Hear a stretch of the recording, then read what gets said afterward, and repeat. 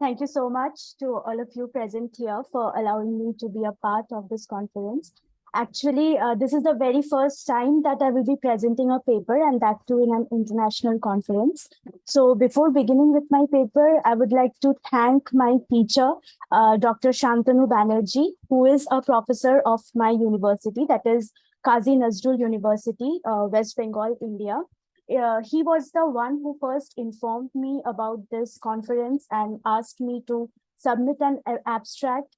And also, I would like to thank Glenn, who is very much present here. I have been in constant communication with him, and he has helped me a lot. And also to all of you present here. And since I'm presenting from India, so I would like to wish you all a very good morning as well as a very good evening because it is currently 10 p.m. here. Okay, so I would like to begin. The topic of my paper is a comparative study of evolution and individuation, approaching Aurobindo and Jung from a post-human perspective. So without further ado, I would like to start my paper. Since integral consciousness occupies a major part in this paper, I would like to begin by talking about Gebser's states of consciousness. Jean Gebser, a German-Swiss philosopher, linguist, art historian, and poet, wrote about the consciousness states in his book, The Ever-Present Origin. His exploration of the structures of human consciousness was his way of understanding and explaining what he had witnessed during the period of the Spanish Civil War. It provided a deeper meaning and structure beyond power, control, and political intrigue as to why these wars had happened in the first place. He viewed the current consciousness state of the time, which is still dominant now, as being that of mental consciousness. However, he felt that it was presenting itself in a deficient fashion as a kind of rational and causal mind state. At the same time, he also felt the presence of a new type of consciousness, which he called the integral consciousness, beginning to form. He recognized its emergence through new forms of art, literature, music, dance, mathematics, and psychology that were beginning to appear. Thus, he felt this new consciousness in the horizon as an imminent possibility. He hypothesized that the way to achieve a leap to the integral was through an acknowledgement and embracing of all the consciousness states in their most efficient forms that had occurred before. He felt that they were always present within us. Thus, the name of the book, The Ever-Present Origin. In addition to the predominating mental consciousness, the past states of consciousness are archaic, magical, and mythical. Let's start with the archaic consciousness. The word archaic comes from the Greek word arche, which means beginning or origin. It is the basis or root of all things. It is a place of active nothingness where there rests the seeds of possibility. It is a womb-like place that's a nurturing void. In the archaic, human consciousness has not begun to surface. It is yet undifferentiated from the cosmos.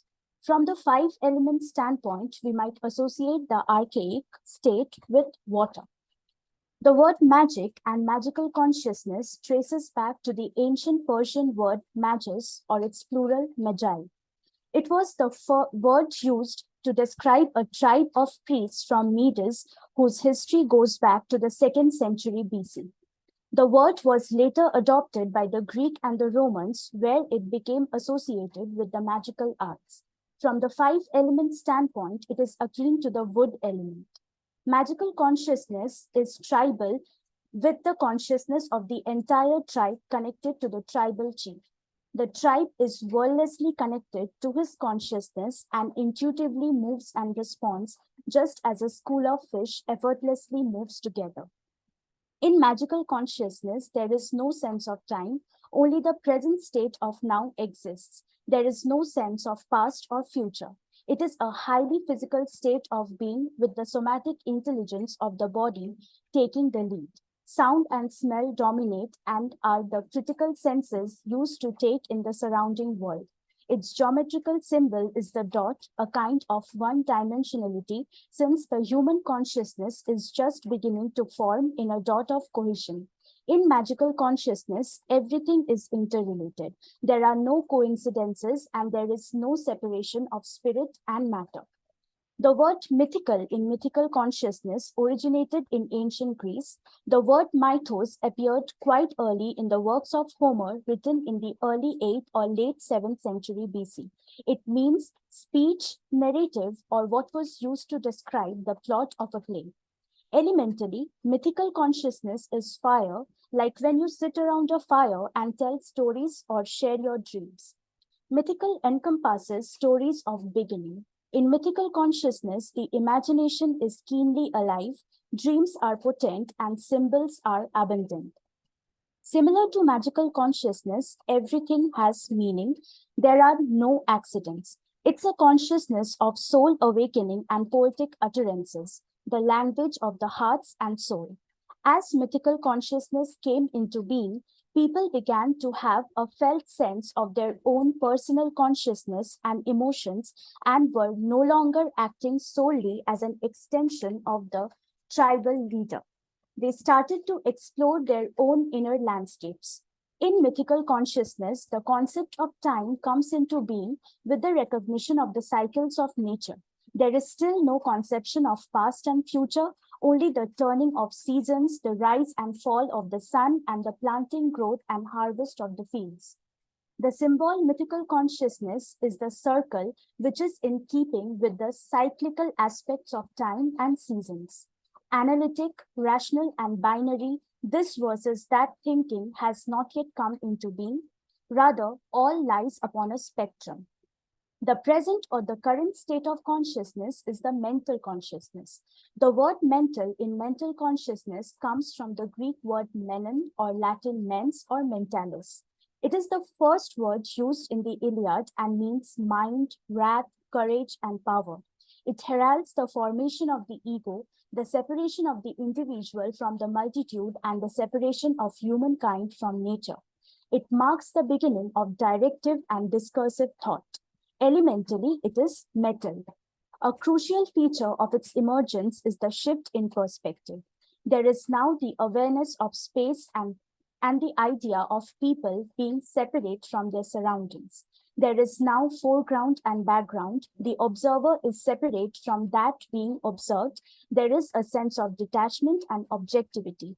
The patriarch takes power and codes of law are enacted. Right and wrong are clearly delineated. The world becomes more black and white, and there is a focus on details that is a tendency to obscure the bigger picture. According to Gebser, human consciousness has undergone a series of transformations, each of which has enhanced reality by a new dimension.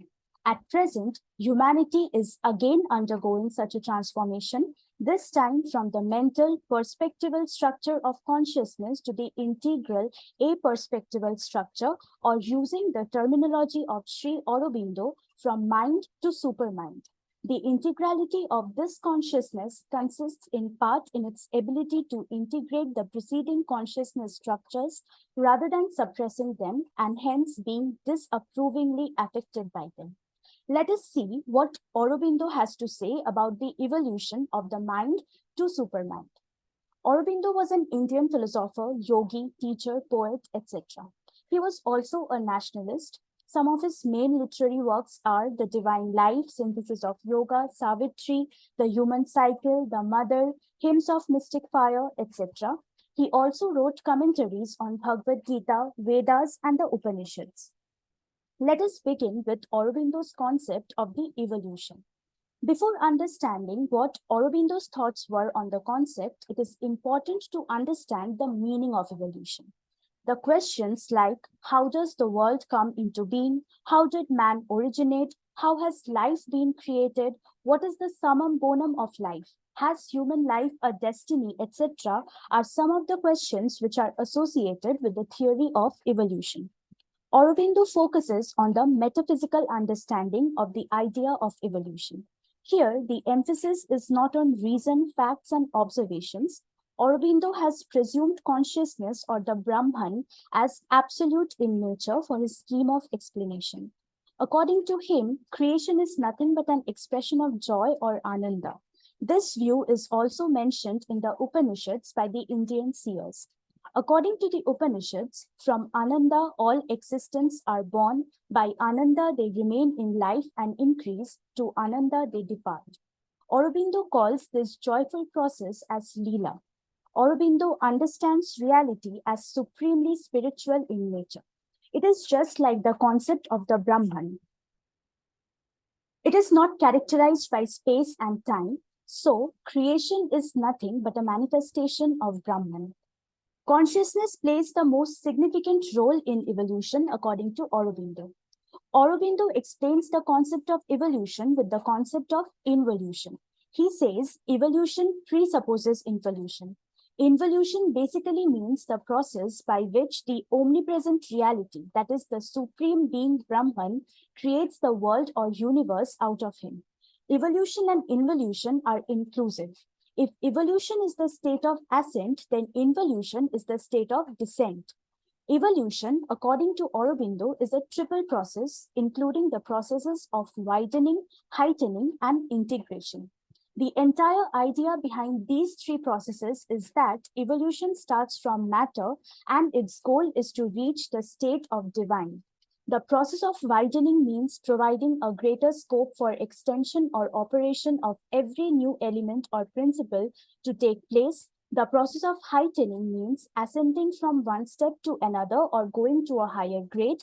The third process is integration, which, according to Aurobindo, is of utmost importance. Integration, according to Aurobindo, means ascending through descent. In short, evolution can be understood as not just the process of growing from the lower states to the higher ones. It is also not a process where the lower grades are rejected once the higher grades are achieved. Rather, it implies that the lower grades or the steps are uplifted and transformed within themselves. This is exactly why I said before that the concept of evolution presupposes the concept of involution. Now let us understand Aurobindo's concept of the mind and supermind. According to Aurobindo, the realm of supreme reality or Brahman is divided into two hemispheres, the higher hemisphere and the lower hemisphere. Aurobindo says that the higher realm represents the principle of Sat Chit Ananda, truth, existence, bliss, consciousness, etc. That is the sphere of supreme reality, Brahman, whereas the lower hemisphere deals with matter, life, psyche, and mind. According to Aurobindo, the truth or reality cannot be known to the mind. So the mind has to rise to a higher level in order to inculcate the capacities for the unification in order to understand the higher realm, which is the supermind realm.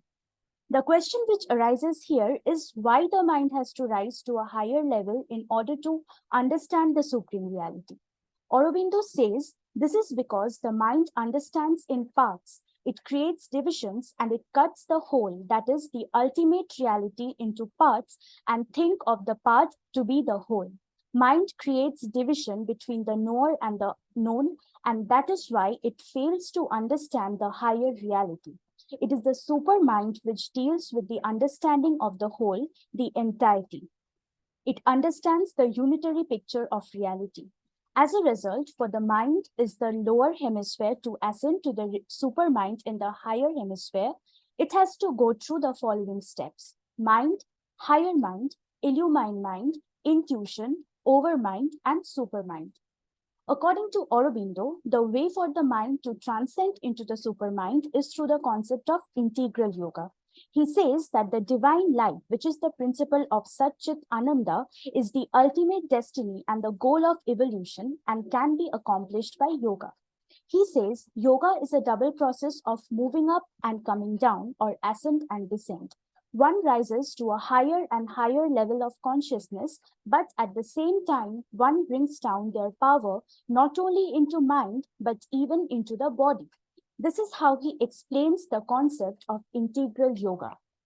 According to Aurobindo, yoga means union or a divine transformation. The concept of integral yoga is also known as Purna Yoga or inner yoga, which consists of three steps: process of psychicization, process of spiritualization, and the process of supramentalization.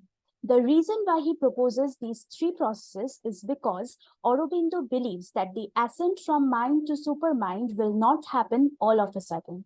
Under the first process, one learns self-discipline, which will dwell in the person, leading to his or her realization of longing towards the supreme reality. In the second process, the mind will become repulsive to what is false, obscure, and mundane in nature. As a result, in this state, the individual will become more elevated towards spiritual consciousness. In the final process, the realization of the Supreme Being and consciousness will establish a perfect harmony among all the states of the being, meaning the physical, mental, psychic, and spiritual states will all exist in harmony. These three processes under integral yoga are also termed as the triple formation process. This is how the process of integral yoga proposed by Aurobindo ultimately leads to Gebser's idea of the integral consciousness. Now, I would like to talk about Jung's process of individuation. To begin, I would like to quote Jung. He says, if the individual, overwhelmed by the sense of his own puniness and impotence, should feel that his life has lost its meaning, which, after all, is not surprising, then he is already on the way to recognizing the validity of the individuation process. A quote from his book, The Psychology of Transference. How does one find meaning in the endless sea of the unknown? How can mortals stand tall in the face of adversity and gaze into the abyss without being consumed by madness and psychosis? Are we the slaves of our own sensory limitations? Do good and evil exist outside the realm of our perception? Can there be light without darkness? Are we a drop in an ocean or an ocean in a drop? And could it be that the beginning is also the end? In Jungian psychology, all apparently opposing forces, all conflicts, and all paradoxes have their resolution in an underlying unity. To experience this unity, according to Jung, one must walk the path of the alchemists and druids, the path of the enlightened Buddha, and of the ancient hermetic hierophants. Jung, probably the most influential psychiatrist and psychoanalyst who have ever walked the earth, introduced the concept of individuation for the first time in 1921. Using this intricate concept, Jung aimed to explain how individuals develop a distinct and integrated identity separate from societal norms, expectations, or collective psychology.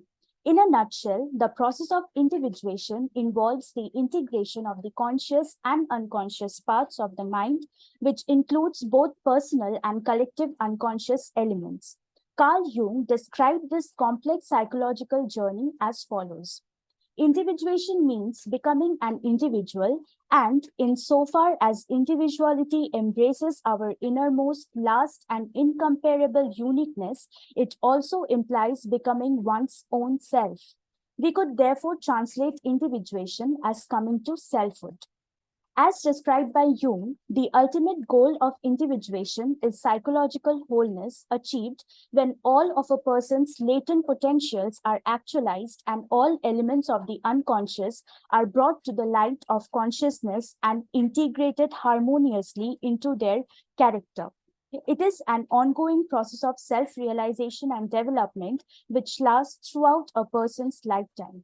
Individuation requires an honest, ongoing relationship with oneself and involves coming to terms with both the visible and hidden aspects of one's character.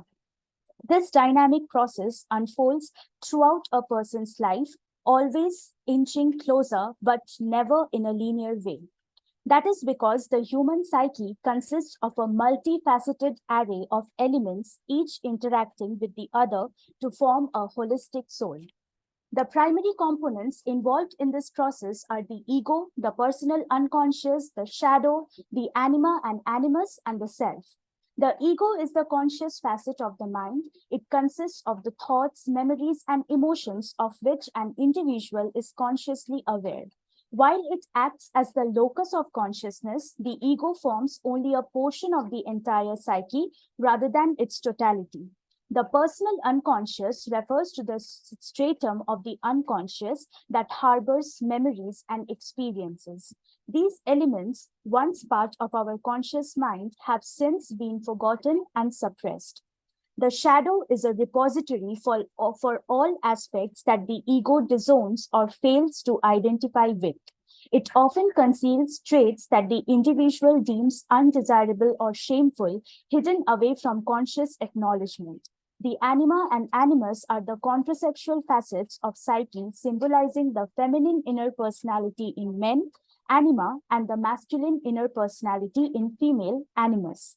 Finally, the self acts as the central archetype. The self signifies the comprehensive totality of the psyche. It encapsulates both the conscious and the unconscious mind, embodying the facet of personality that incessantly strives for unity, wholeness, and self realization. The self is often experienced as a profound sense of integration and completeness, symbolized in spiritual alchemy by the philosopher's stone. So, how does one initiate this transformation? According to Jung, fundamentally, this is a process that occurs naturally, but it can become a conscious process. It requires a high degree of awareness and going through the potentially painful process of metaphorically slaying our persona. The persona refers to the societal facade we adopt to integrate into our community. This construct starts developing early in our lives when societal pressures compel us to align with personality traits that resonate with contemporary social values, dismissing those that contradict social standards.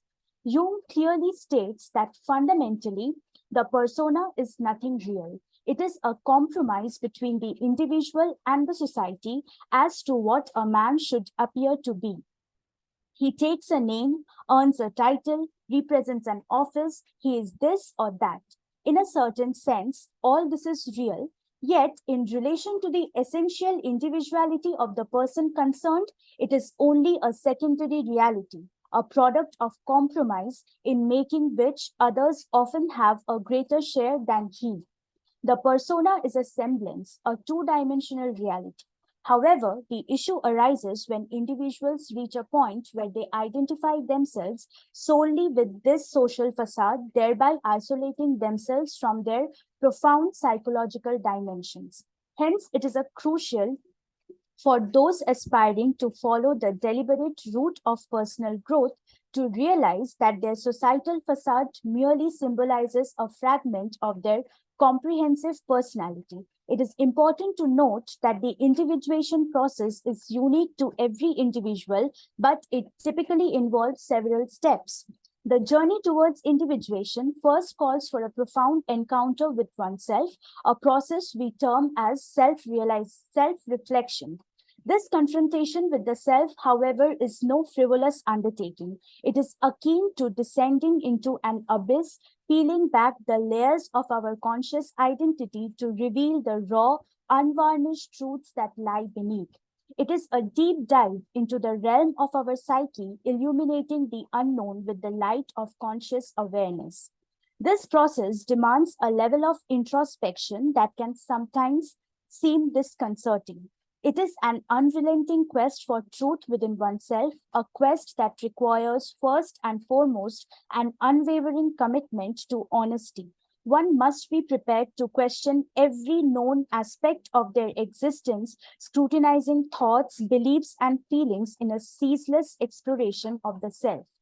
Self reflection is therefore not merely a step towards individuation, but rather the foundation upon which the edifice of our true self is built. Yet, this journey is not undertaken alone or unsupported. The tools one can employ to navigate this labyrinth of self are manifold. Meditation, for example, offers a pathway to silence, a space to observe, understand the ebb and flow of our thoughts and feelings without judgment or expectation. In this silent communion with our psyche, we begin to discern patterns, understand triggers, and appreciate the cyclical nature of our emotions.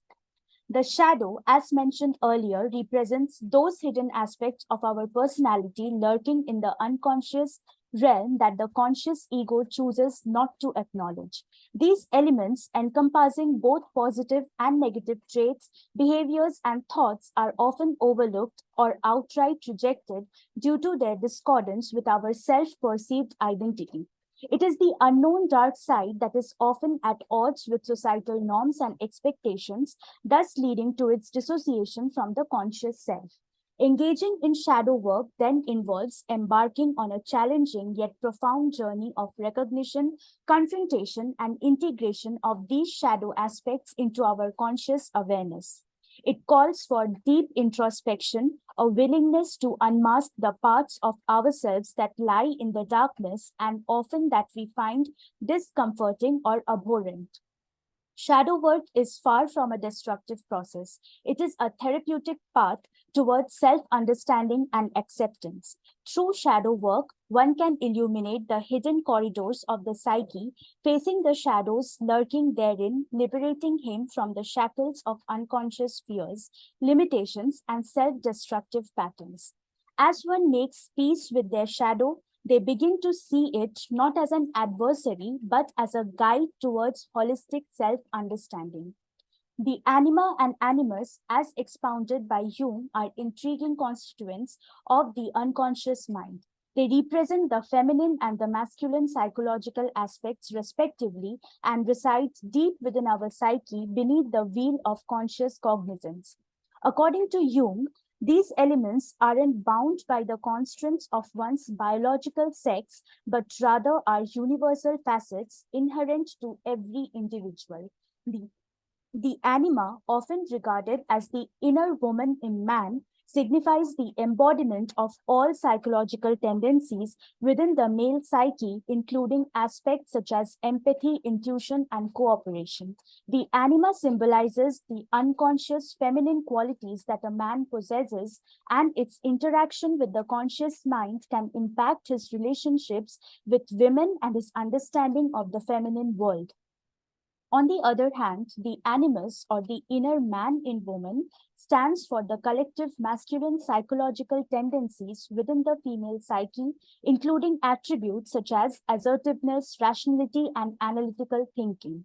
It is an expression of the unconscious masculine tendencies that exist within every woman, guiding her interaction with men and her perception of the masculine world. The encounter with the anima or animus in one's psyche isn't a simple, straightforward process. It requires a conscious effort to acknowledge and harmonize these energies within oneself. Integration of these archetypal images may initially stir cognitive dissonance and inner turmoil, but it is through this confrontation that an individual can achieve a more comprehensive understanding of their own psyche and gender identity. In fact, the existence of the anima and animus is nothing more than a law of the microcosm. Finally, the encounter with the self signifies a paramount stage in the ongoing journey towards individuation. It represents the momentous confluence of the conscious and unconscious mind, a profound alignment akin to a rare celestial event marking the passage of personal evolution. In the labyrinth of the psyche, the self emerges as the embodiment of an internal symphony, harmonizing the dissonant notes of consciousness and unconsciousness. Its encounter is not merely a casual chance meeting, but a deeply transformative experience, a rendezvous that irrevocably changes the landscape of one's inner world. It may well be compared to a moment of enlightenment when one catches a glimpse of the entire universe contained within the prism of their mind. When the conscious ego meets the self, there arises an intrinsic, profound recognition. It is a sense of divine unity where one begins to perceive a tapestry of interconnectedness weaving through the individual threads of their being. In this state of heightened awareness, the ego and the self merge, inviting a profound sense of oneness. Summing up the extensions, let us see how the process of evolution and individuation are a pathway to integral consciousness. From the previous discussions, the fact that both evolution and individuation ultimately lead to self-realization emerges out very clearly. Also, Gebser's idea of the integral consciousness, which is the highermost state of human consciousness, can be similarly attained through the realization of the self when the current state of consciousness, that is, the mental consciousness, no longer suppresses the instincts of the inner psyche. It rather integrates them into wholeness. The same thing is true for evolution and individuation. They lead to the experience of the self that often feels like a sublime spiritual moment. It is akin to a deep sea dive into the dark waters of one's psyche. One must traverse the hinterlands of personal fears and traverse the wilderness of subconscious desires. The world as we know seems to dissolve into an array of mystical insights, bringing forth a resounding affirmation of our unity with the cosmos. Ultimately, encountering the self invites a renaissance of the soul, a rebirth that often feels akin to a spiritual awakening. This transcendental experience heralds a new dawn of self understanding, paving the path toward integration, self realization, and a heightened state of consciousness. However, this pinnacle is not a final destination to be reached, but rather a genesis, a birthing point of a renewed consciousness that illuminates the path to continuous self discovery and personal growth. This renewed consciousness is nothing other than Jean Gebser's state of integral consciousness. I have almost reached the end of my paper. I would conclude the paper by trying to approach Aurobindo and Jung from a post-human perspective, as I have mentioned in the title of this paper. Posthumanism is an era where the importance of a human body subsides, bringing other entities into the forefront. Here, I would like to cite the example of a cell phone. Cell phone is nothing but an extension of our material body. Like when we fail to remember certain things, we take a note of them in our cell phone, or we use our cell phones as a medium to communicate with a person seated far away from us. So here we see the cell phone occupying a superior position. But in the case of Aurobindo and Jung, the post-human is not limited to these material objects. They talk of the post-human in a much higher level, where they consider the consciousness to be a source of illumination. Talking Okay, of Architra, yes, ma'am. you're doing an absolutely wonderful job. Thank you so much. I know you're almost done. Yes, ma'am. Just a few lines left. I do want to stay on schedule today. Okay, okay. So we're going to stop right now, but I really want to congratulate you on doing a fabulous job of introducing Gebser, Aurobindo, and Jung in just a beautifully concise way. So you were the perfect person to start this conference. Thank you. Thank you so Thank much. you. Okay.